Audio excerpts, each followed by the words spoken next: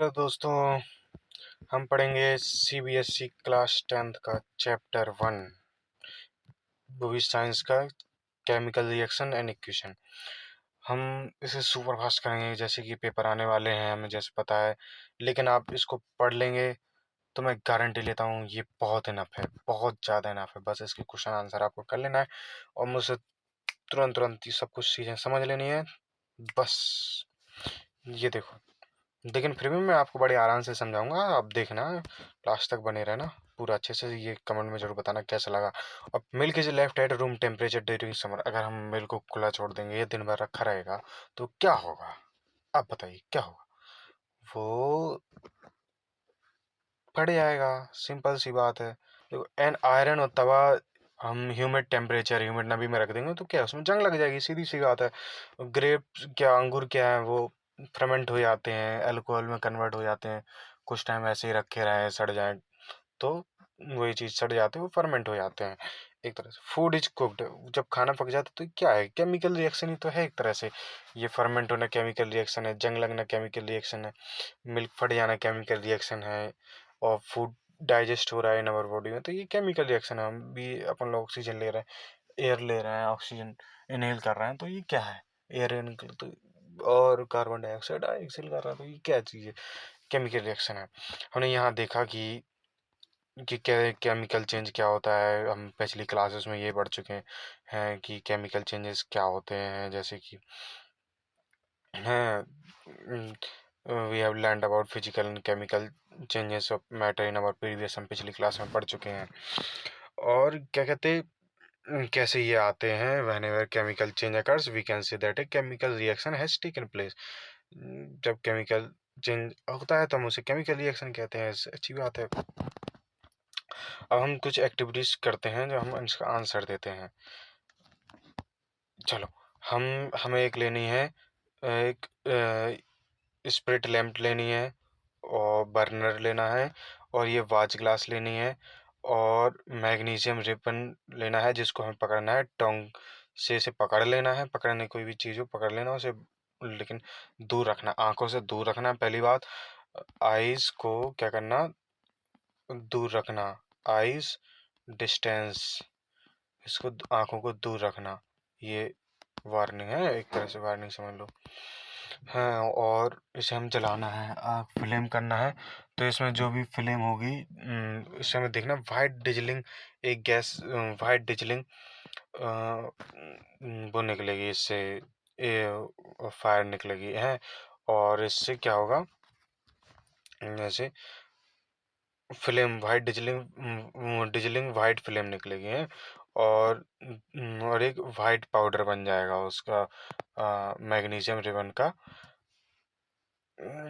जो magnesium ribbon है, ये वाइट एस में बदल जाएगा जैसे यहाँ बदला है।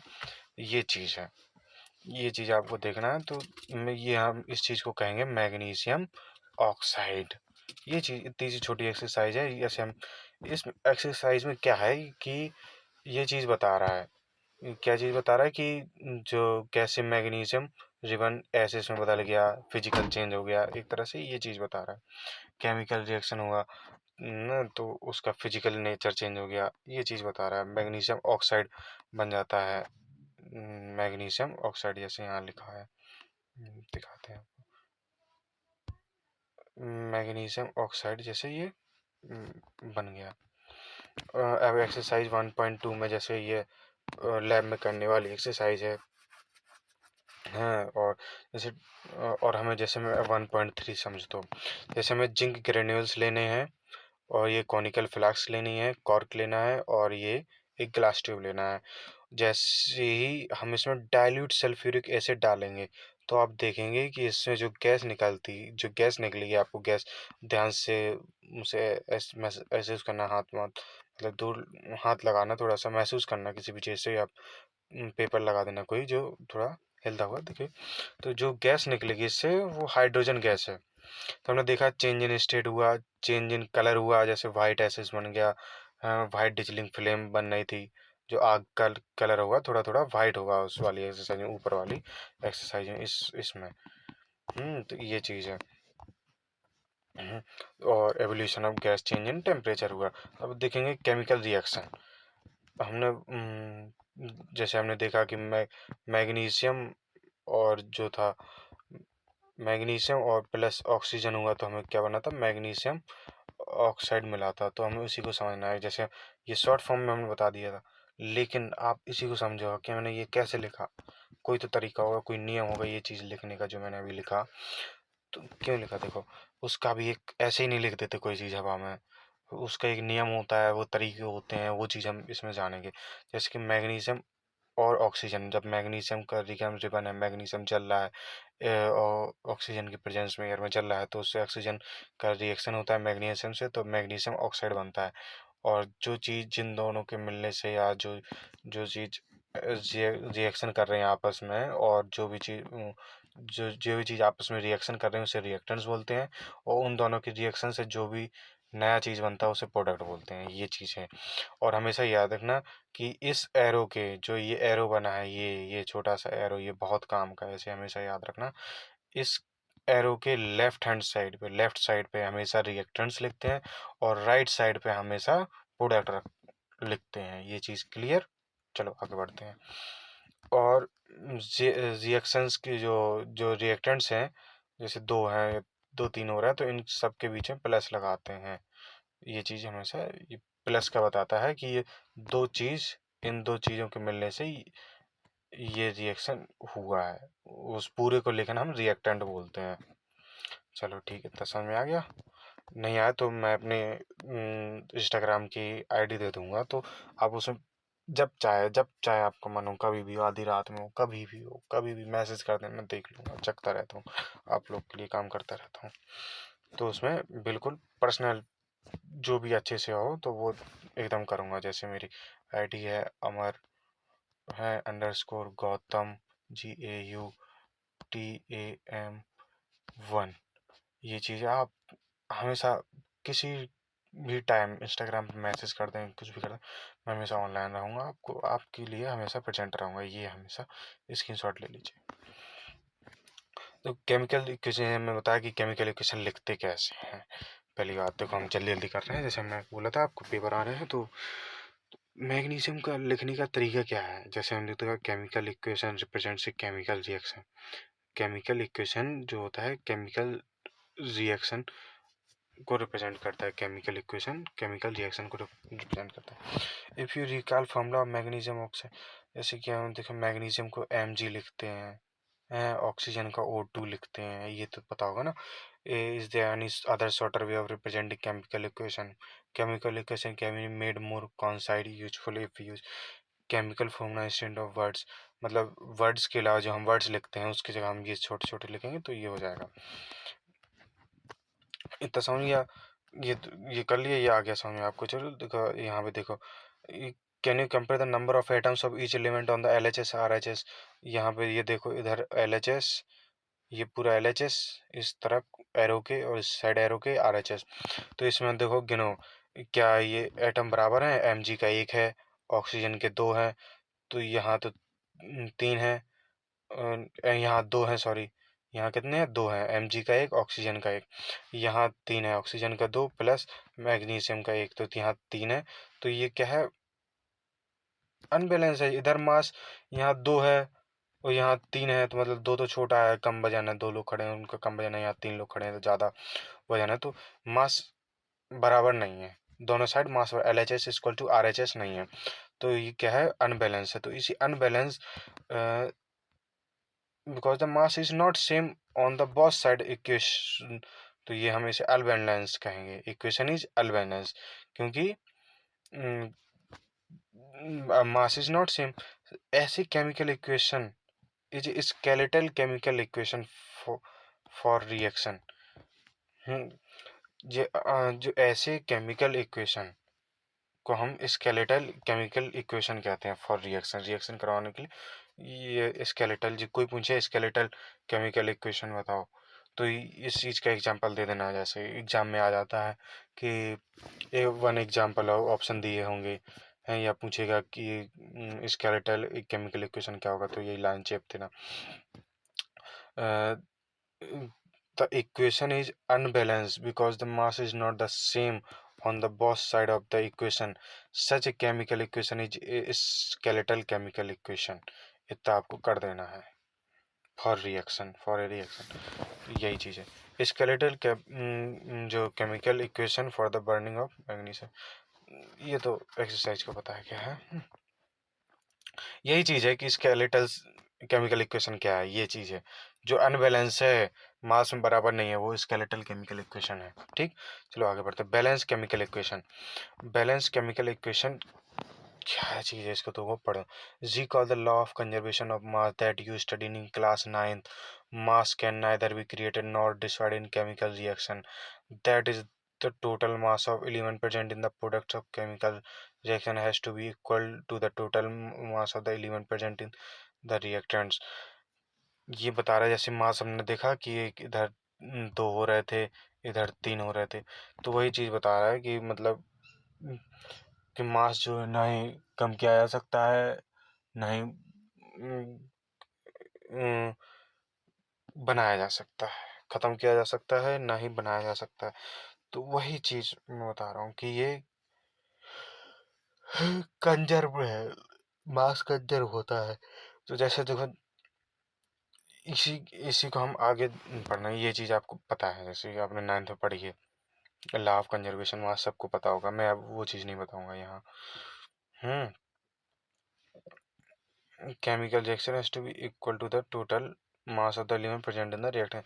In other words, number of atoms of each element remains same before and after a chemical reaction। वही कह रहा है कि जो इधर 3 थे तो एरो के बाद भी 3 ही होने चाहिए रिएक्शन और प्रोडक्ट में, तब वो बैलेंस केमिकल इक्वेशन होता है। जो हमने ऊपर देखा था वो अनबैलेंस था और उसके साथ साथ स्केलेटल था, अनबैलेंस को स्केलेटल बोलते हैं। है और जब ऐसा ना हो अनबैलेंस तो हम उसे बैलेंस करते हैं, जैसे कि hence we need a balance skeletal chemical equation. कह रहा है ना कि अनबैलेंस केमिकल, अनबैलेंस को ही स्केलेटल बोलते हैं, तो हमें स्केलेटल केमिकल इक्वेशन को बैलेंस करना पड़ेगा।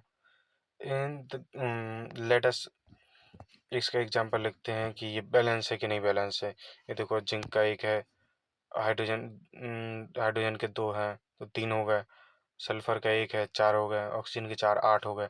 इधर इधर भी गिनो कितने हैं, इधर भी 8 हैं, इधर भी 8 हैं, तो ये दोनों बराबर हैं। यही चीज़ यहाँ बताया। चलो अब देखो यहाँ के let us try to balance the, अब कोई चीज़ स्केलेटल हो अब उसको बैलेंस करना बहुत आसान, मैं ट्रिक में बताऊंगा, बहुत शॉर्ट ट्रिक।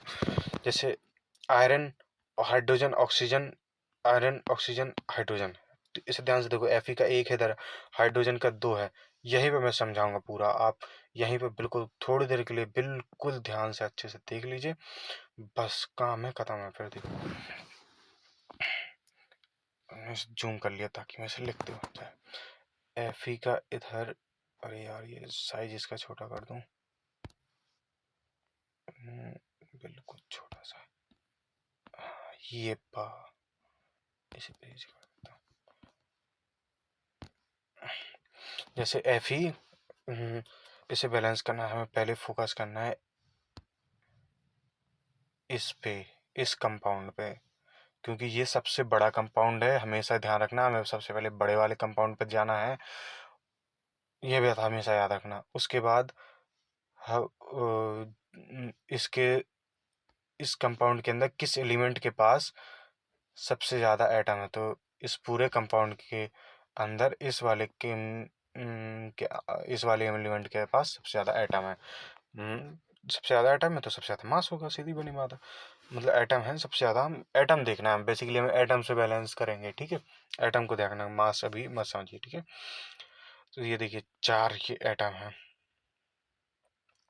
ऑक्सीजन की तरह 4 नहीं है, तो हम पहले क्या करेंगे, ऑक्सीजन को बैलेंस करेंगे। यहाँ 4 है और यहाँ ऑक्सीजन का 1 है, यहाँ कुछ नहीं लिखा है तो इसका मान लेते हैं यहाँ 1 लिखा है। क्या लिखा है, 1 लिखा है। इसे मैं लिख देता हूँ, यहाँ 1 लिखा है, अच्छे से लिख देता हूँ,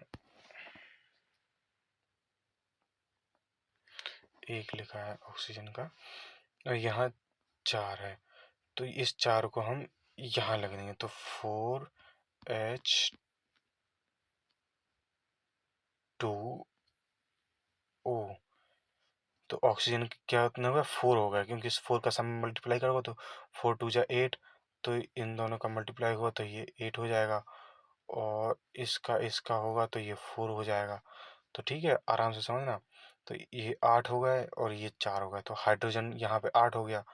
तो हाइड्रोजन को हम यहाँ बैलेंस करेंगे, तो हम यहाँ 4 और H2 लिख देंगे। 4 2 जा कितना होता, 8, तो हाइड्रोजन बैलेंस हो गया। अब यहाँ Fe है, Fe के 3 है, तो यहाँ हम Fe के पहले 3 लगा देंगे, तो 3Fe। अब देखो 3Fe 4 Fe के, अब देखो Fe के 3 हैं, Fe के, अब हम इस ये बैलेंस हो गया है। चलो देखते हैं, Fe के क्या है, 3 है, Fe के यहाँ 3 है, तो यहाँ भी 3 है, यहाँ भी 3 है, यहाँ भी 3 है, ये देखो ये यहाँ भी 3 है, यहाँ भी 3 है। ठीक। अब ऑक्सीजन के 4 हैं, तो यहाँ भी ऑक्सीजन के 4 हैं, जैसे यहाँ भी ऑक्सीजन के 4 हैं, ये देखो ये ऑक्सीजन के यहाँ 4 हैं, यहाँ भी 4 हैं, बैलेंस हो गया। ऑक्सीजन का ये नहीं, इसके बाद तो ये हमने बनाया ना। ऑक्सीजन के कितने, ऑक्सीजन के 4 हैं, तो ऑक्सीजन के 4 हैं। अब हाइड्रोजन के देखो, हाइड्रोजन के कितना है, 4H2, हमने यहाँ 4 लगाया ना, इसके आगे 4 लगा दिया, 4H2 कर दी, 4H2O कर दिया, तो मतलब 8 हाइड्रोजन के, तो हमने यहाँ लगा दिया हाइड्रोजन के 8, तो यहाँ भी 8 है। ठीक, बहुत सिंपल सी बात है, बिल्कुल अच्छे से समझना। ये पूरा हो गया है, यहाँ भी पूरे बैलेंस है, यहाँ भी पूरे। H2 के 8 हैं, तो H2 की यहाँ भी 8 हैं, और ऑक्सीजन के 4 हैं, तो यहाँ भी ऑक्सीजन के 4 हैं, ये रहा। और यहाँ Fe के 3 हैं, तो यहाँ भी Fe3। तो वही है, हमें क्या करना है, सबसे पहले हमें मेटल से जाना है, फिर बाद में ऑक्सीजन की साइड बढ़ना है। सबसे पहले हमें क्या करना है, नहीं नहीं, जैसे पहले हमें सबसे पहले क्या कर देना, ऑक्सीजन को बैलेंस कर देना है, जिसमें सबसे जो सबसे बड़ा है, क्योंकि वो सबसे आसान रहता है। सबसे बड़ा में जो ज़्यादा एलिमेंट हो जिसके पास, उससे बैलेंस स्टार्ट करना है। चलो देखो, इसको ये ट्रिक है एक तरह की, आप इसे नहीं समझेंगे, जिसको यहाँ समझ में नहीं आएगा उसे आगे समझ में आएगा। चलो आगे देखते हैं, यहाँ एकदम अच्छी बुक में लिखा है ना, वही तो। जब आप फ़ोन करके पूछेंगे तो मैं अच्छे से बता दूंगा, अगर जैसे आपको डाउट हुआ, कुछ भी हुआ कर लीजिएगा। Fe H2O Fe3, इसमें कह रहा है कि draw the boxes around each formula, each formula के पीछे बॉक्स बना देना है। बना दिए हमने, झटझट बना दिए हैं। वाइल बैलेंसिंग द, अब हमें क्या करना है, Fe का लिख लेना है, एक है, H का लिख लेना है, O का लिख लेना है, वो भी LHS side, reactant side, product side लिख लेना है, 3 है, 2 है प्रोडक्ट साइड, 4 है ऑक्सीजन के, ये तक कर लेना, लिख लेना है। अब हम देखेंगे ये चीज़ पूरी है, यहाँ पे मैं बता रहा हूँ बोल के। In often compound start balancing with the compound that contain the maximum number of atom. हमें वो वाला कंपाउंड ढूंढना है जिसके पास मैक्सिमम नंबर ऑफ एटम है। तो हम यहाँ देखो किसके पास है, इसके पास है, तो हम इसी को लेंगे। ठीक है, इन प्रोडक्ट में देखो इसके पास है Fe3O4 के पास, और इधर पे रिएक्टेंट्स में इसको है, तो हमने दोनों को ले लेना है। तो प्रोडक्ट में हमने इस वाले कंपाउंड के पास सबसे ज़्यादा है, और रिएक्टेंट्स में इसके पास सबसे ज़्यादा, तो हम इसको बैलेंस करेंगे। देखो, तो हमें इन दोनों में कॉमन क्या दिख रहा है, हमें कॉमन दिख रहा है ऑक्सीजन, और हम ऑक्सीजन को ही लेते हैं पहले, क्योंकि ऑक्सीजन के पास क्या है, सबसे ज़्यादा एटम है। तो यहाँ 4 है ऑक्सीजन के, तो यहाँ एक ही है, एक है H2O, एक है, तो एक ऑक्सीजन है। तो इस 4 को हम 4 से मल्टीप्लाई कर देंगे, 4 को हम मल्टीप्लाई कर देंगे, तो 4 से मल्टीप्लाई करेंगे तो 4H2O हो जाएगा, यानी कि 4 ऑक्सीजन के हो जाएंगे, इधर भी 4, तो इतना ये पार्सली बैलेंस्ड हो गया। ठीक है, अब हम आगे बढ़ेंगे, लेकिन एक चीज़ और देखना, हम इसको बैलेंस के करने के चक्कर में हाइड्रोजन के एटम बढ़ा दिए हैं, 4 टू 8 हो गए हैं, इधर दो ही हैं, दो ही हैं। तो हम क्या करेंगे, इनिशियल 8 हो गए हैं, 8 हो गए हैं हाइड्रोजन एटम, तो हम इसको बैलेंस करेंगे। जैसे यहाँ 4H2 उसने लिखा है, तो उसने यहाँ 4H2 लिख दिया है, तो यानी कि 4 टू जा 8, ये हो गया। ठीक, इतना ये पार्शली बैलेंस हो गया। ये चीज़ बिल्कुल जो मैं बोल रहा हूँ उस पर ध्यान देना है बिल्कुल अच्छे से, इतना समझ में आ गया, करते जाना, धीरे धीरे करते जाना, बिल्कुल समझ में आ जाएगा। फिर देखो, अब बचा अपना Fe बचा है, Fe बचा है, ऑक्सीजन हो गया, हाइड्रोजन हो गया। अब Fe इधर देखते हैं, तो अब देखेंगे Fe के इधर कितने थे, इधर कितने हैं, 3 है, तो हम इधर भी 3 कर देंगे। वही देखना है अब, इधर इधर जो ज़्यादा है इधर हम बैलेंस कर देंगे। बैलेंस करना है कर दिया हमने, लिख लिया। तो ये बैलेंस इक्वेशन हमारे पास आ गया 3Fe4H2O Fe3O4 4H2। इसको मैं फिर से बता देता हूँ, जिसको नहीं समझ में आया फिर से समझो। जिसको आ गया है वो स्किप कर सकता है, इतना पार्ट स्किप कर देना जिसको भी आ गया है समझ में, ठीक है। तो मुझे पता चल, आप लोग स्किप करोगे तो भी मतलब पता चल जाएगा, और देखोगे तो भी पता चल जाएगा। चलो देखो, जिसको समझ में नहीं आया वो देखेगा, यहाँ फोकस करेगा, जिसको आ गया वो आगे बढ़ जाए। यहाँ पे देखो 3F, मतलब पहले जो जितना जितना बॉक्स में लिखा था उतना था हमारे पास, ठीक उतना था। अब बुक किताब अपने सामने रखे हैं, मुझे क्या पता तुम लोग किताबें रखे हो कि नहीं रखे हो। किताबें अपने पास रखना। हाँ, अगर दोबारा नहीं समझ में आएगा तो दोबारा से समझो। Fe1 था, H2O, Fe3O4H2 था। ये इधर के रिएक्टेंट्स होते हैं, इधर के प्रोडक्ट होते हैं, इतना पता है। बीच में ये रिएक्टेंट्स बताता है कि कौन दो रिएक्शन कर रहे हैं, और ये हमारे दोनों प्रोडक्ट हैं। तो देखो, सबसे पहले हमें बड़ा कंपाउंड लेना है। बड़ा कंपाउंड में ऑक्सीजन के पास ज़्यादा आइटम है, तो बड़ा एलिमेंट लिया। बड़ा कंपाउंड लेना है, बड़ा एलिमेंट लेना है। तो 4 ऑक्सीजन है, यहाँ ऑक्सीजन का एक ही है, तो 4 से यहाँ क्या करेंगे, मल्टीप्लाई कर देंगे। मल्टीप्लाई किया है तो यहाँ हाइड्रोजन के 2 थे, तो 2 और ये 4 और मल्टीप्लाई कर रहा है, तो 4 2 जा 8 और हो रहा है। तो यहाँ तो ऑक्सीजन का एक था, तो 4 1 जा 4। ऑक्सीजन के तो 4 ही बनना है, लेकिन 4 2 जा 8, इसके तो 8 बनना है। तो ठीक है, 8 बन गए। तो यहाँ तो हमारा जे तो बैलेंस हो गया, ऑक्सीजन बैलेंस हो गया। एक एक एटम पकड़ना है, एक एक एटम। तो हमारा ये 4 हो गया, ऑक्सीजन हमारा बैलेंस हो गया। अब हाइड्रोजन को बैलेंस करो। हाइड्रोजन के यहाँ 8 हो गए, यहाँ कितने थे, हमारे पास 2 ही थे। तो हमने बाद में इसको बैलेंस करने के लिए 4 से मल्टीप्लाई कर दिया, तो यहाँ भी 8 हो गए, ये बैलेंस। अब बचा हमारे पास एफ ही बचा। बड़े कंपाउंड से ही लेके चलना है हमें सब। एफ ही बचा। अब एफ ही में 3 थे अपने पास, वो मतलब 3 आ गए हैं, प्रोडक्ट है ना, ये तो प्रोडक्ट है। तो 3 आ गए, 3 है इधर, और इधर तो एक ही है, तो हम 3 से यहाँ मल्टीप्लाई कर देंगे। अब देखो पूरा इक्वेशन बैलेंस हो गया, जितने एटम इधर होंगे उतने ही एटम इधर हैं, बराबर है, चाहे तो गिन लो आप लोग। और फिर हमें बाद में क्या करना है, ये बॉक्स हटा देना है। तो बॉक्स हटाओगे तो ऐसा दिखेगा कुछ आपका रिएक्शन। और writing symbols of physical state, हम फिजिकल स्टेट के सिंबल भी लिख सकते हैं, जैसे solid of reactants, gases, liquid, aqueous and solid state of reactants and products are represented by the notation। जैसे गैसेस के लिए जी लगाते हैं, लिक्विड हो तो उसके लिए एल लगा देते हैं, और एक्वस हो जो पानी के अंदर हो उसको ए क्यू कर देते हैं। और एक्वस में हो मतलब ये आएगा, अभी आगे आएगा, मैं बताऊंगा इसको। और ये सॉलिड हो तो एस लगा दे। एक्वस वही पानी के अंदर एक्वस सॉल्यूशन, वही तो। एक्वस से समझ रहे होंगे आप लोग, जैसे मैं नहीं समझा पा रहा हूँ, इतना तो आपको बेसिक पता होगा। हाँ, ये होगा ठीक। एफ ई क्या है, सॉलिड है, तो हमने एस लगा दिया। ऑक्सीजन क्या है, गैस है, तो जी लगा दिया।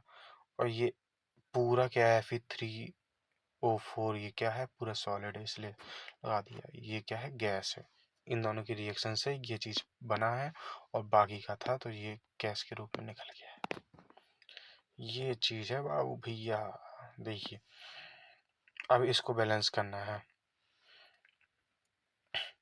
CO कार्बन मोनोक्साइड, एक सेकंड, कार्बन का है एक एटम, ऑक्सीजन का है एक, ये 4 हाइड्रोजन के हैं। 300 एटम, 340 हमने उसमें रखा है। देखो इसमें देखो, sometimes reaction condition such as temperature, pressure, catalyst for the reaction are indicate above और बिलो द एरो। जैसे कोई भी प्रेशर हो, जैसे प्रेशर हो, टेम्परेचर हो, कैटलिस्ट हो, है फॉर द रिएक्शन, रिएक्शन में जो भी ये काम कर रहे हैं, तो हम ये ऊपर लिख देते हैं। जैसे ये लिखा सनलाइट है, कैटलिस्ट नीचे लिख देते हैं, और प्रेशर, टेम्परेचर, ये सब ऊपर लिख देते हैं। हम्म Usually physical state are not included in a chemical equation unless it is necessary. देखो, हम physical states are not included in a chemical equation unless it is necessary. मतलब फिजिकल स्टेट हम नहीं लिखते हैं जब तक हमसे कहा ना गया हो। जरूरी नहीं है कि हम फिजिकल स्टेट लिखें, जब हमसे कहा गया हो तो हम फिजिकल स्टेट लिखते हैं। ये ठीक है। और ये भी ध्यान रखना कि हम ये टेम्परेचर, प्रेशर ये ऊपर नीचे लिखते हैं एरो के, तो हमें पता चलता है वो क्या चीज़ है। ये सनलाइट, यहाँ क्लोरोफिल, ऐसे ठीक है, ये समझ में आ जाएगा। बैलेंस नहीं करना है अपन को, ठीक है, समझ में आ गया।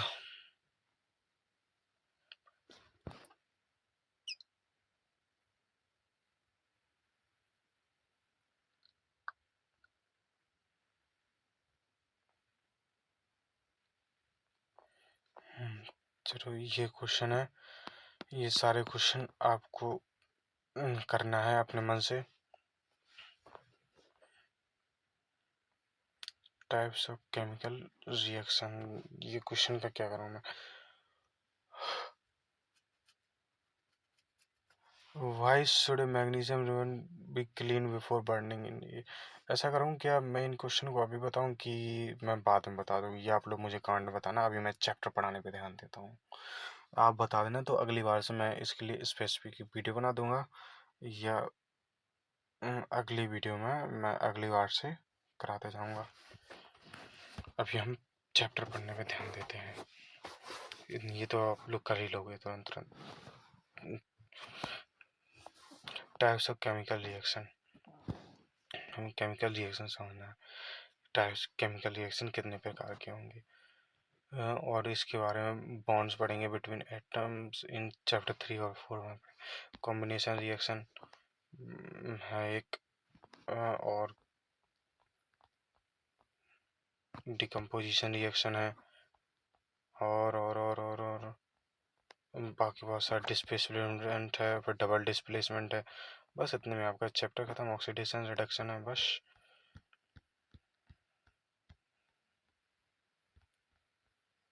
Types of chemical reaction, combination reaction जैसे आपको नाम से ही पता चला होगा, दो चीज़ को कॉम्बाइन होकर जब कोई एक चीज़ बनती है तब उसे कॉम्बिनेशन रिएक्शन बोलते हैं। जैसे calcium oxide, calcium oxide reacted vigorously with water to produce select lime. Calcium hydroxide releasing a large amount of, जो विग्रेसली लिखा है ये बहुत इंपॉर्टेंट है, बहुत ज़्यादा इंपॉर्टेंट। कैल्शियम ऑक्साइड मतलब बहुत ज़्यादा उसमें करता है विग्रेसली, मतलब आप देखेंगे बबल्स निकाल देता, बबल्स निकलता है, थोड़ा हीट होती है, हीट हीट निकलती है जब कैल्शियम ऑक्साइड रिएक्ट करता है किसके साथ, वाटर के साथ, H2O। जैसे हम यहाँ देखें, कैल्शियम ऑक्साइड क्विक लाइन चूना भी कह सकते हैं, H2O वाटर के साथ होता है तो कैल्शियम ये बनता है। जैसे calcium oxide and water combined form A single product calcium hydroxide. Such a reaction in which a single product is formed, two or more reactions is known as combination reaction। कि two or more reactions is known as a combination, जैसे कि जब single large such a reaction, ये देखो ना line लिखी है पूरी, such a reaction in which a single product is form, कि मतलब एक ही प्रोडक्ट बना है, एक ही लार्ज सिंगल प्रोडक्ट बना है फ्रॉम टू और मोर रिएक्टेंट से, इज नोन एज ए, मतलब दो चीज़ मिलाई और एक चीज़ बनी बड़ा कंपाउंड, तो उसे हम कॉम्बिनेशन रिएक्शन बोलते हैं। हो गया। जैसे यहाँ पे देखो, दो चीज़ मिलाई एक बना है, बर्निंग ऑफ कोल, ये कॉम्बिनेशन रिएक्शन है। और formation of water from H2NO2, ये कॉम्बिनेशन रिएक्शन है। टू हाइड्रोजन के, चार हाइड्रोजन के आते हैं, H2O2। Burning of natural gas जैसे लिखा है, CH4 2O2, ये भी सब कॉम्बिनेशन रिएक्शन में आते हैं।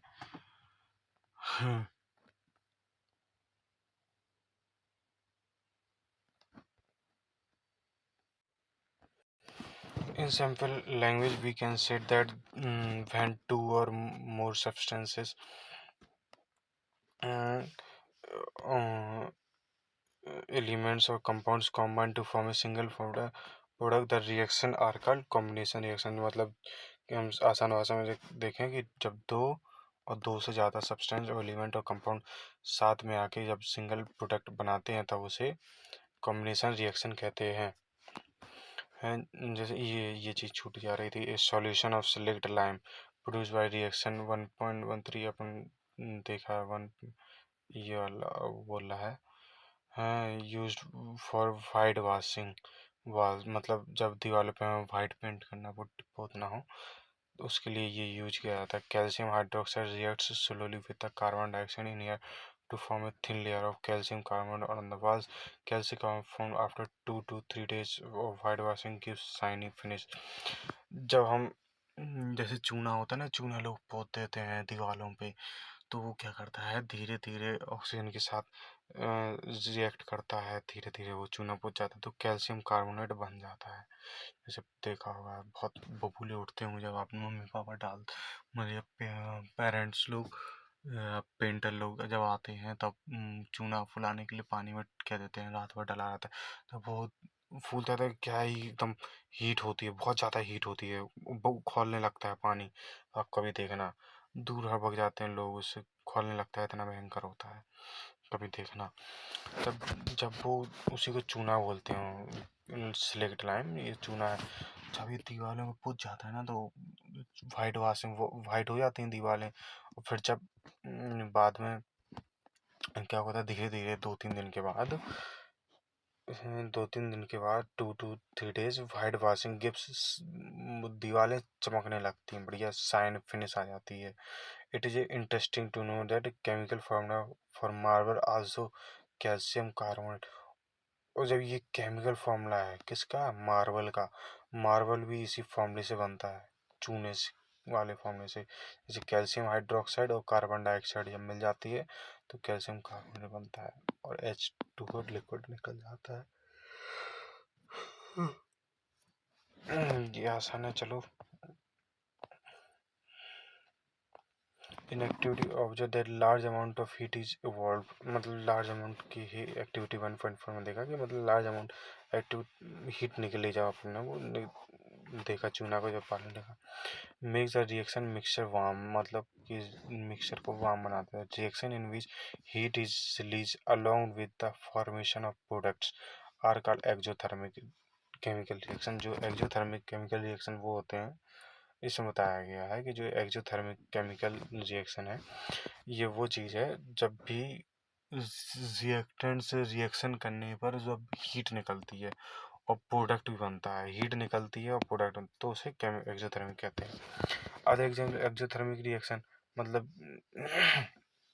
CH4+2O2 कार्बन डाइऑक्साइड और ये 2H2 करोगे तब भी ये भी क्या है एक्सोथर्मिक, क्योंकि बर्निंग ऑफ नेचुरल गैस है। जैसे मीथेन है CH4, तो इसका बर्न कर रहा है एयर में तो क्या है कार्बन डाइऑक्साइड और इस गैस निकल रही है, दो बाई प्रोडक्ट निकल रहा है, तो क्या है इससे भी ये भी क्या है एक्सोथर्मिक एनर्जी लॉस हो रही है एक तरह से। एनर्जी लॉस होना या फायर हीट इवॉल्व होना, हीट अप होगा तो उसी को हम जैसे मीथेन जो गैस है ऑक्सीजन के साथ रिएक्ट करने पर फायर में तब इसे ही और ज़्यादा हीट होती है। Do you know that respiration is an exothermic process? We all know that we need energy to stay alive. We get this energy from food we eat during digestion. Food is broken down into simpler substances. तो English में सब rice, potatoes and bread contain carbohydrate.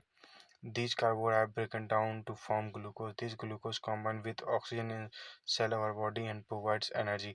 मतलब जो oxygen जो होता है अपने cell अपने बॉडी में सेल्स में जाके मिल जाता है, ऑक्सीजन देता है अपनी बॉडी को।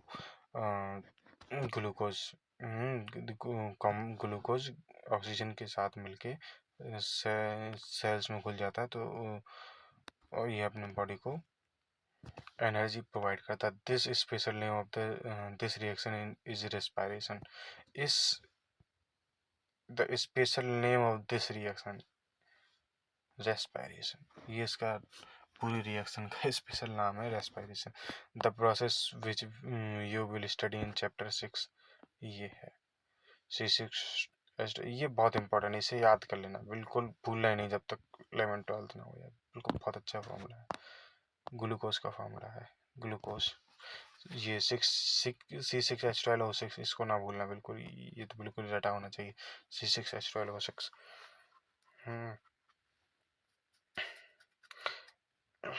देखो ये एक्वस मिला 6O2, मतलब ऑक्सीजन का मतलब लेवल ज़्यादा है, तो इसलिए ग्लूकोज एक्वस पानी में, और ये ऑक्सीजन ये पानी में सब मिल रहा है ना, पानी में ना ये सब available.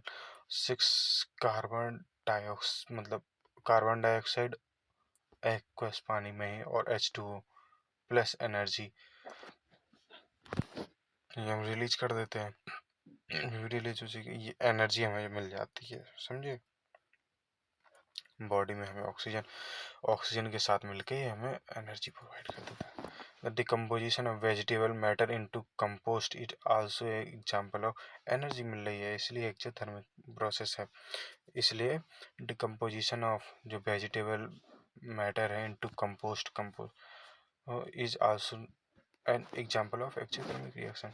Identify the type of reaction taking place in activity where heat is given out along with the formation of single product. देखो डिकम्पोजिशन रिएक्शन जो चीज़ यहाँ आया है, डिकम्पोजिशन ये तो अलग चीज़। डिकम्पोजिशन ऑफ वेजिटेबल मैटर मतलब सब्जी डली है, वो सड़ जाएंगी, गल जाएंगी, धीरे धीरे वहाँ से ख़त्म हो जाएंगी, देखना। तो वो कंपोस्ट हो जाती, डिकम्पोज हो जाती हैं, सॉइल में मिल जाती हैं, एयर में कीड़े मकोड़े खा जाते हैं, डिकम्पोज हो जाता है। डिकम्पोजिशन रिएक्शन क्या है? वाइटनिंग वाज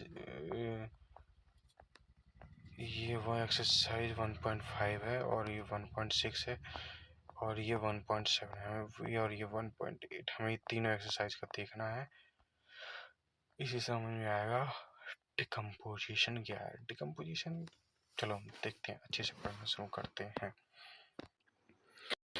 तो हम यहाँ पे डिकम्पोजिशन रिएक्शन देखेंगे, ठीक है। तो इसमें देखेंगे फेरस सल्फेट हमारा डिकम्पोज होके इतने प्रोडक्ट इसमें निकल रहा है, ferric oxide, sulphur oxide, sulphur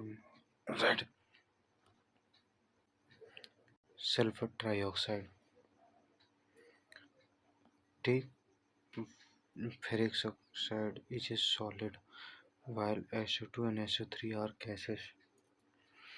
तो हमें ये देखना है कि फेरस सल्फेट जो है हीट के प्रेजेंस में फेरिक ऑक्साइड है, सल्फर डाइऑक्साइड, सल्फर ट्राइऑक्साइड में कैसे टूट गया है, ये इम्पोर्टेंट है। जैसे इन this reaction you can observe that a single reactant break down to give a simpler product। This is a decomposition reaction, मतलब ब्रेक डाउन हो जाता है। ब्रेक डाउन होना एक्चुअली ये डिकम्पोजिशन रिएक्शन कहलाता है। फेरस सल्फेट जो क्रिस्टल्स, फेरस सल्फेट के क्रिस्टल FeSO4 7H2 ये है, वाटर के साथ होता है। Loose water when heated and the colour of the crystal changes.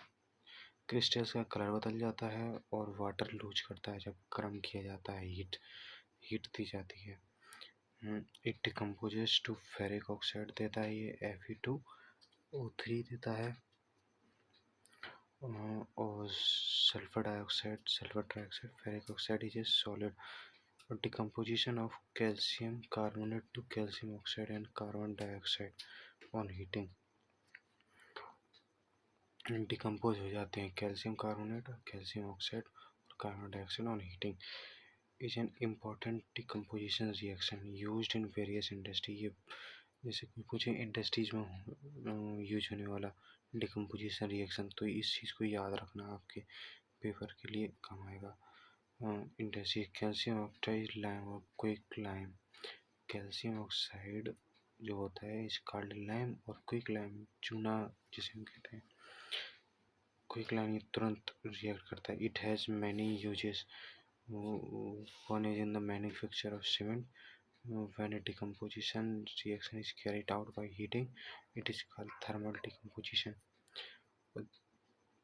जब डिकम्पोजिशन हो रहा हो किसके द्वारा, हीट के द्वारा, तो उसको हम थर्मल डिकम्पोजिशन कहते हैं। ये इम्पोर्टेंट है, इसे याद रखना, ठीक। और decomposition of calcium carbonate to calcium oxide, use calcium carbonate to calcium oxide,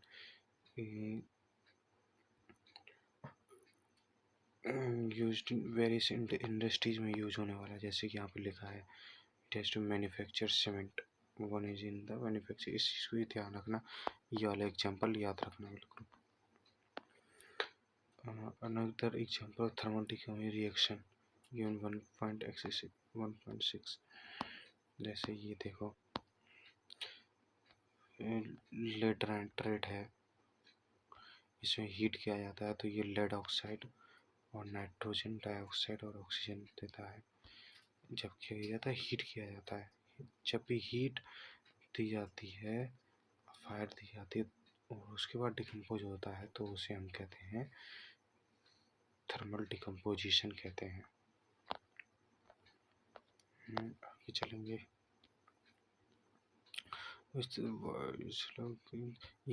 ये सारे ना, ये एक्टिविटी 1.8, एक्टिविटी 1.7, ये एक्टिविटी वाला पार्ट है। ये टीचर लोग क्लास में एक्टिविटी बुक बनाएंगे, उसमें लिखवाएंगे। ये इसके लिए मैं अलग से एक वीडियो बना दूंगा, ठीक है। अभी हम तुरंत चैप्टर कंप्लीट कर लेते हैं। जैसे कि ये देखते हैं decomposition of silver chloride, silver and chlorine by light.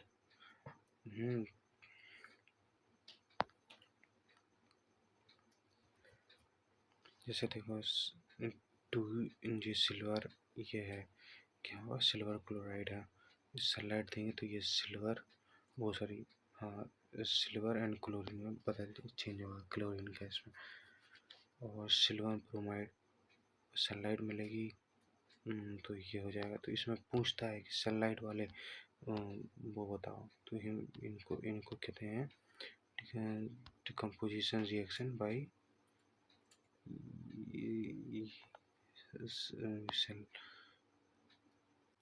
ये जो दोनों हमने रिएक्शन पढ़े हैं, the above reaction are used in black and white photography.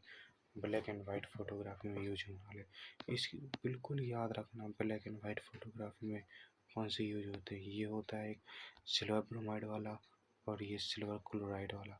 Silver chloride का रिएक्शन होगा सनलाइट में, ब्लैक एंड वाइट है तो सिल्वर अलग हो जाएगा, क्लोराइड गैस अलग हो जाएगी। और इसमें सिल्वर ब्रोमाइड है, सनलाइट में रखेंगे, ब्लैक एंड वाइट के लिए यूज होता है फोटोग्राफी के लिए, सिल्वर अलग हो जाएगा, ब्रोमीन गैस अलग हो जाएगी। ये है। We have seen the decomposition reaction require energy either in the form of heat, light or electricity for breaking down the reactants. Energy observed or known as endothermic reaction. इसी को हम endothermic reaction कहते हैं। इसमें energy क्या होती है, absorbed होती है, एनर्जी एब्जॉर्ब्ड होती है, ठीक। अब हमें डिस्प्लेसमेंट रिएक्शन देखना है। अब देखते हैं जो नीचे आ गया ना इधर, एक्टिविटी 1.9 ये हम कर रहे हैं। हाँ, तो ये take 3 iron nails and clean them by rubbing with sandpaper. Sandpaper से हमें साफ कर लेना है। 3 आयरन नेल लेने हैं ऐसे ऐसे, हाँ, और इसे साफ कर लेनी है। Take 2 test tube marked as A and B. In each test tube take about 10 ml copper sulfate solution. Copper sulphate solution लेना है हमें, कितना 10 ml ले लेना है दोनों A और B टेस्ट ट्यूब में। tie 2 iron nails with thread and immerse them carefully in the copper sulfate solution in test tube B. हमें टेस्ट ट्यूब B में और 2 आयरन नेल्स टिप कर देनी है और इसमें होगा क्या होगा, कॉपर सल्फेट सॉल्यूशन होगा, ठीक। और थ्रेड से हमें बांध देनी है, ऐसे लटके रहेगा स्टैंड पे है। ये टेस्ट ट्यूब भी है, ठीक।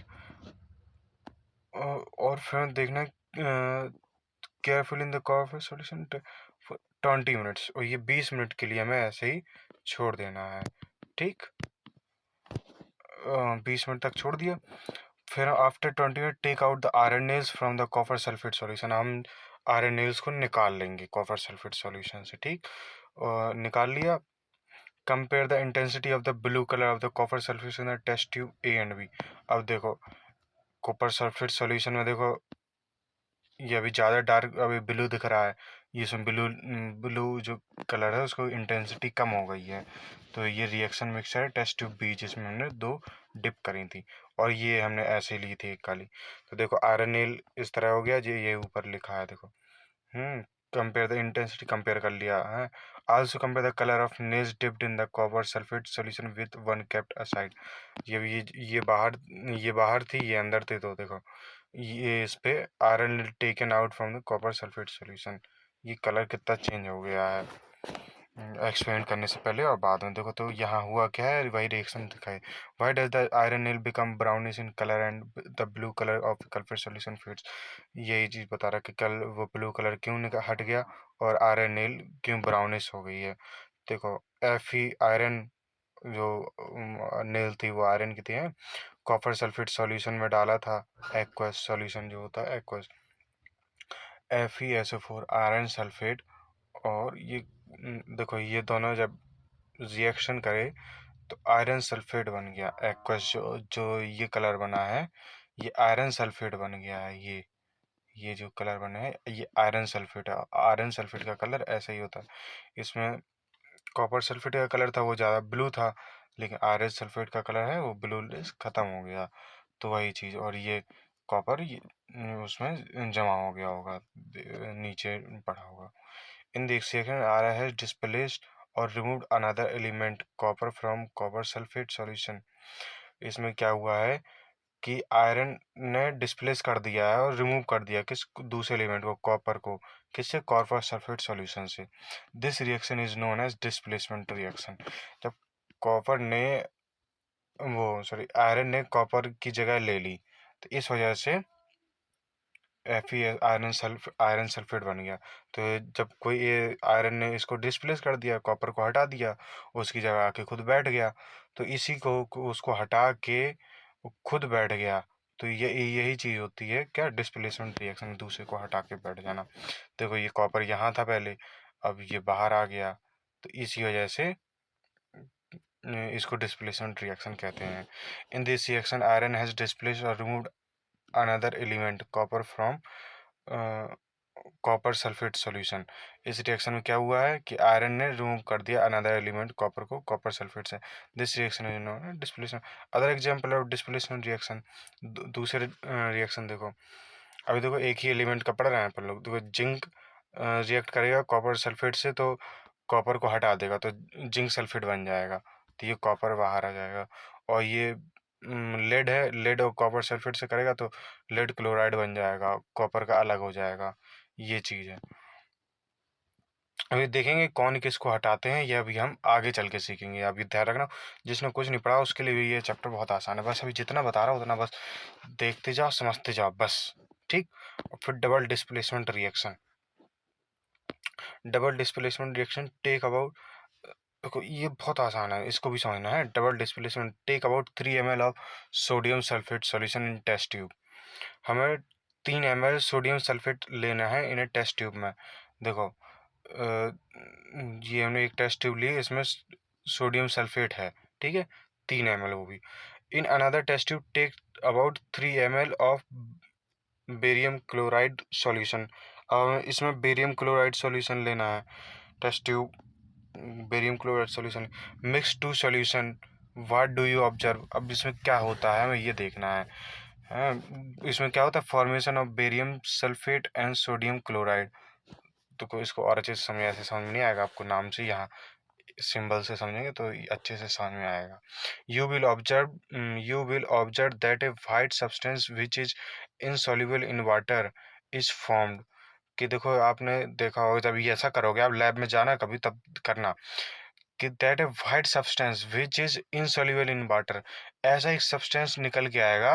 ये देख रहे हो, ये वाइट वाइट, ये छोटे छोटे छोटे छोटे, ये रखे हैं, ये रखे हैं, ये हैं छोटे छोटे, तो ये क्या है, इनसॉल्युबल इन वाटर है, ये आ जाते हैं जब इसको हम करते हैं, जब हम सोडियम सल्फेट लेते हैं 3 ml और बेरियम क्लोराइड एक एक दूसरे को डालते हैं पानी में, सोडियम सल्फेट और बेरियम क्लोराइड को, तो ये चीज़ होता है। This insoluble substance formed is known as precipitate. ये बहुत अच्छा वर्ड आया, ये मैं आपको बताने वाला था, ये प्रेसिपिटेट बन जाता है एक तरह से, ये सॉलिड सब्सटेंस प्रेसिपिटेट, या बचा कुचा जो नया बन जाता है, प्रेसिपिटेट बोलते हैं इसको, ये ध्यान रखना। जब भी ऐसा कुछ बचा हुआ बन जाए सॉलिड टाइप का, ये इनसॉल्युबल होता है वाटर में, तो उसको प्रेसिपिटेट कहते हैं, रिएक्शन के बाद बन जाता है उसको। Any reaction that produces precipitate can be called as precipitation reaction. जिसमें भी एनी रिएक्शन, जब ऐसा भी कोई सा भी रिएक्शन कराएं जो प्रेसिपिटेट फॉर्म करता है, उसको हम प्रेसिपिटेशन रिएक्शन कहते हैं। ये ध्यान रखना, ये लाइन आ सकती है आपके बोर्ड एग्जाम के लिए, बहुत इंपॉर्टेंट है। ठीक, any reaction that produces precipitate can be called as precipitation reaction. ठीक, बहुत इंपॉर्टेंट, मेरी तरफ से हाईलाइट कर लेना। ये काफ़ी चीज़ें पूरा इंपॉर्टेंट, मैं अब अगली बार से आपको हर एक चीज़ इंपॉर्टेंट बता जाता हूँ। ये अभी चैप्टर कॉन्सेप्ट समझने पे, कॉन्सेप्ट समझना है अभी। देखो इसमें क्या हुआ है, सोडियम सल्फेट लिया है, Na2 सोडियम, ये सल्फेट SO4 एक्वस में है, ये लिया 3 सोडियम सल्फेट लिया, बेरियम क्लोराइड लिया, फिर हमने लिया था, तो इससे क्या हुआ, बेरियम ने, नहीं, सोडियम ने बेरियम को अदला बदली कर ली, एक अपन, ये इसकी जगह आ गया, ये इसकी जगह आ गया, ये इसकी सोडियम बेरियम की जगह आ गया, बेरियम सोडियम की जगह चला गया, तो देखो बेरियम सल्फेट हो गया, बेरियम यहाँ गया तो ये बेरियम सल्फेट बन जाएगा, तो ये बेरियम सल्फेट बन गया, और ये इधर आ जाएगा तो ये सोडियम क्लोराइड बन जाएगा। Na2 है तो Na2 ऐसे नहीं लिखे, 2Na, देखो 2 यहाँ पर भी नीचे भी लिखा है, और यहाँ देखो ध्यान से देखो, ये बहुत इंपॉर्टेंट है, 2 यहाँ पर भी लिखा है और यहाँ पर भी लिखा है, तो हम क्या करेंगे, NaCl लिख देंगे, एन देखो NaCl ऐसा लिख देंगे, जैसे यहाँ पे लिखा भी है, जैसे हम इसको, एक सेकंड, Na और ऐसे Cl, तो हम यहाँ बाहर 2 लिख देंगे, तो इससे क्या क्या, यहाँ का ये 2 यहाँ पे 1 1 मान लेते हैं, इसको मल्टीप्लाई किया जाता है, यहाँ पे जो भी लिखा हो तो उसको मल्टीप्लाई करते हैं नीचे वाले, इससे यह मैं आपको आगे चल के, जैसे आपके 9th बेसिक्स अच्छे होंगे तो आप समझ पा रहे होंगे मैं क्या कहना चाह रहा हूँ। लेकिन ऐसा होता है ना कि कोई बच्चे आता है पहली बार, तो उसके लिए कुछ हार्ड शब्द बोल देंगे तो समझ में नहीं आएगा, तो ये चीज़ है, समझने पे रहता है किसको कैसा समझ में आ रहा है, तो मुझे सबको देख के चलना है पहली बात तो। हाँ, तो आ गया, ये सोडियम क्लोराइड बन गया। What causes this? The white precipitate of barium sulfate is formed by the reaction of SO4 and barium. The other product from, एक सेकंड रुकिए आप लोग, यहाँ देखिए, यहाँ क्या बनना है, सोडियम क्लोराइड बनना है, ये तो प्रेसिपिटेट बन गया, बेरियम सल्फेट, जो ये छोटे छोटे हैं, ये बेरियम, ये प्रेसिपिटेट है, ये क्या है, बेरियम सल्फेट है। तो यहाँ देखिए फाउंड बाई, जो देखो, the white precipitate barium sulphate is found by the reaction of sulphate और बेरियम, इन दोनों के रिएक्शन से ये वाइट प्रेसिपिटेट बना है। जो वाइट प्रेसिपिटेट कैसे बना है, इन दोनों के बेसिकली रिएक्शन से बना है, तो बेरियम सल्फेट। देखो, the other product form is sodium chloride which remains in the solution, वो सॉल्यूशन में ही रहता है। Such reaction in which there is an exchange of ions between the reactants are called double displacement reaction. और जिसमें ions, जैसे इसके ions है ना, ये टू आप लोग देख पा रहे हो, 2 नेगेटिव 2 पॉजिटिव, ये लिखा है, ये आयंस है, आयन कैटायंस है, ठीक है। तो जब भी इनसे रिएक्शन हो के कोई भी एक्सचेंज हो, आयंस का एक्सचेंज हो, उससे रिएक्शन हो, उसे डबल डिस्प्लेसमेंट रिएक्शन कहते हैं, ठीक है। अब देखो, recall where you have exceeded mix the solution lead nitrate and potassium iodine. What was the color of precipitate form? Can you name the precipitate? What are the valence chemical equation this equation?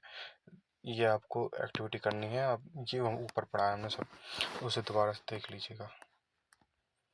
देखो, oxidation and reduction, activity 1.11 heat A China dish. China dish समझ रहे हैं ना क्या है? China dish ये है, इस चीज़ को चाइना डिश बोलते हैं। बाउल को, जो बाउल है इसको हम चाइना डिश बोलते हैं।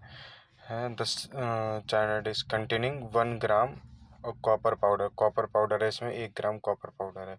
ये जो है ये क्या है? 1 ग्राम कॉपर पाउडर है। व्हाट डू यू ऑब्जर्व, क्या होता है ये चीज़ देखना है कि इसमें क्या होता है। देखो इसमें क्या होता है। The surface of copper powder, जिस जो कॉपर पाउडर की सरफेस है, becomes coated with black copper oxide.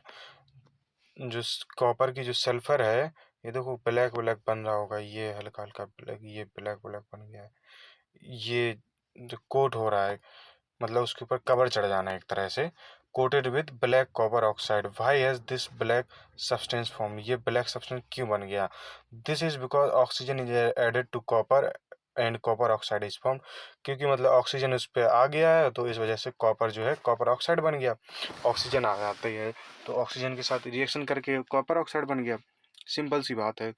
देखो कॉपर और ऑक्सीजन बैलेंस करके बैलेंस इक्वेशन लिख रहे हैं, तो इसलिए 2CO+O2 ये लिख रहे हैं। हीट किया, जब कॉपर और ऑक्सीजन तो थे ही वहाँ पे, ऑक्सीजन तो हर जगह अवेलेबल है, तो यही कॉपर और ऑक्सीजन आया और फिर से हीट मिली, तो हीट की वजह से रिएक्शन करके तो ये कॉपर ऑक्साइड बन गया। If hydrogen gas is passed over this heated material, copper heated material, the black coating of the surface turns brown as reverse reaction takes place and copper is obtained। अब क्या होता है कि hydrogen gas अगर उसके ऊपर से छोड़ी जाए, पास कराई जाए उसी हीटेड मटेरियल के ऊपर से, कॉपर ऑक्साइड के ऊपर से, तो the black coating off on the surface turns brown as, वो जैसा पहले था, जैसे पहले ब्राउन था, तो वापस से वैसा ही हो जाएगा। उस रिवर्स रिएक्शन हो जाता है वहाँ पे, प्लेस रिवर्स रिएक्शन वहाँ पे आ जाती है। तो इसी और हमें कॉपर मिल जाता है, ये से यहाँ पे मिल गया। देखो कॉपर ऑक्साइड और हाइड्रोजन गैस ये निकाली और हीट मिल रही थी, तो कॉपर और कॉपर हमें मिल गया, और H2 वाटर भी मिल जाएगा। ये चीज़ है। अभी देखो मेन चीज़ स्टार्ट हो रही है। इफ ए सब्सटेंस, देखना यहाँ क्या हुआ था, ये चीज़ यहाँ ऑक्सीजन मिल रही है इसको, है, और यहाँ पे हाइड्रोजन वो रिलीज कर रहा है। देखो देखो हाइड्रोजन मिल रहा है और ऑक्सीजन ये छोड़ रहा है, तो ये चीज़ देखना अभी क्या है। If a substance gain oxygen duration it is said to be oxidize. जब भी कोई रिएक्शन ऑक्सीजन पा लेता है कोई भी सब्सटेंस, तो उसे बोलते हैं ऑक्सीडाइज हो गया है। ऑक्सीडाइज उसी को बोलते हैं। और if a substance losses oxygen during reaction, जैसे यहाँ पे लूज हो गया ऑक्सीजन, जैसे ये बाई प्रोडक्ट निकल आया है, तो ड्यूरिंग रिएक्शन उसको बोलते हैं रिड्यूस्ड। उसको क्या बोलते हैं? रिड्यूस्ड। रिड्यूस्ड हो गया। ऑक्सीडाइज जब होता है जब ऑक्सीजन मिलता है, जब ऑक्सीजन मिले तो क्या हो गया? ऑक्सीडाइज हो गया। और जब ऑक्सीजन माइनस हो जाए, घट जाए, हट जाए, प्रोडक्ट हो जाए, निकल जाए, लूज कर जाए ऑक्सीजन, तब उसे बोलते हैं रिड्यूस्ड। रिड्यूस्ड बोलते हैं तब उसे। ठीक। During this reaction 1.29 the copper oxide is losing oxygen and being reduced। Copper oxygen, copper क्या है? कॉपर ऑक्साइड क्या है? ऑक्सीजन लूज कर रही है। जैसे ये ऑक्सीजन है, ये निकल गया, बैलेंस है, पूरा इक्वेशन है। तो यही चीज बोल रहे हैं कि ये रिड्यूस्ड हो गया। The hydrogen is gaining oxygen. Hydrogen क्या है? हाइड्रोजन के पास आ रहा है ऑक्सीजन, तो हाइड्रोजन क्या है? हाइड्रोजन गेन कर लिया oxygen and is being oxidised, और हाइड्रोजन ऑक्सीडाइज हो गया, कॉपर रिड्यूस्ड हो गया। इसने छोड़ दिया तो ये रिड्यूस्ड हो गया, और इसने गेन कर लिया तो हाइड्रोजन ऑक्सीडाइज हो गया है। In other words one reactants gets oxidize while other gets reduced during reaction. किसी रिएक्शन में ये होता है कि एक ऑक्सीडाइड होगा तो दूसरा होगा ही होगा रिड्यूस, ये 100% है। Such reaction are called oxidation reactions और redox reaction. Oxidation reduction reaction कहते हैं जब भी ऐसा कुछ हो, ऑक्सीजन लूज हो, ऑक्सीजन गेन हो, तो इसको ऑक्सीडेशन रिडक्शन कहते हैं, और इसको रिडॉक्स रिएक्शन भी कहते हैं। सिंपल वर्ड में रिडॉक्स रिएक्शन के नाम से पेपर में आएगा, देखना। यहाँ देखो ये तो समझा ही दिया मैंने कि कॉपर जो है रिडक्शन हुआ है इसका, कॉपर बन गया, इसने ऑक्सीजन लूज कर दिया, और इसका ऑक्सीडेशन हुआ है, इसने ऑक्सीजन गेन कर लिया। और अदर एग्जांपल भी हैं, जैसे जिंक और कॉपर, जिंक ने लूज कर दिया तो ये रिड्यूस हो गया, ये कॉपर ऑक्सीडाइज हो गया। जैसे O2 मैग्नीशियम ऑक्साइड था, इसने ये लूज कर दिया तो ये रिड्यूस हो गया।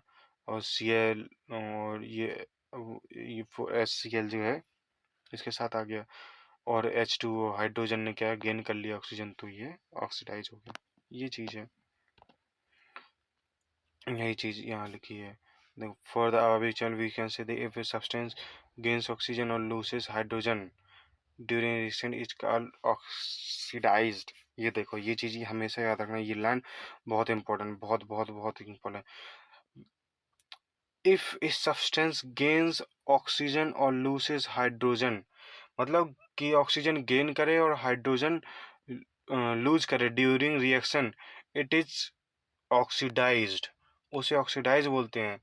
जब क्या करे, ऑक्सीजन